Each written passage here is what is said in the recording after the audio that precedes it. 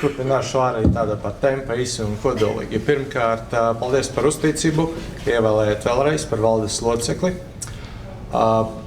Es gribu pateikt, ka kārtība sākas ar savu setu, kas nav nekas jauns, un tāpēc man kā valdes loceklim tīpašs prieks un gandarījums redzēt, kā darbojas gan mūsu deputāti, gan mūsu sadarbības partneri. Un es redzu gan medijos, gan sociālajos tīklos, kā mainās cilvēku attieksme. Kā tiešām mainās attieksme gan pat pret politiku kopumā. Cilvēki redz, ka paradies tas jauns spēks, ka tas ir kaut kā vērts un kaut kas notiek. Un, lasot arī mūsu politologus, mēs varam pamanīt, ka tas uzmanības centrs mainījies. Ja 5 gadus atpakaļ pat īpaši neviens nerakstīja par suverēnu varu kā kaut kādu jaunu un perspektīvu politisku spēku, tādēļ mēs esam pilnīgi visur. Un tas nozīmē, ka tas, kas jau ir izdarīts, ir tā vērts.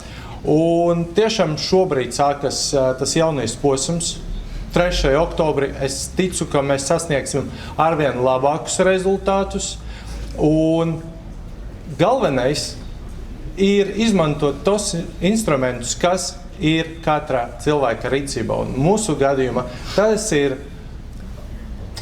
ir iespēja atnākt uz vēlēšanām un parādīt savu nostāju, parādīt atbalstu un savu vīziju. Līdz ar to es ļoti ceru, ka šogad vēlēšanas tā iedzīvotāju aktivitāte būs lielāka un atbalsts mūsu politiskajam spēkam arī pieaugs. Līdz ar to paldies!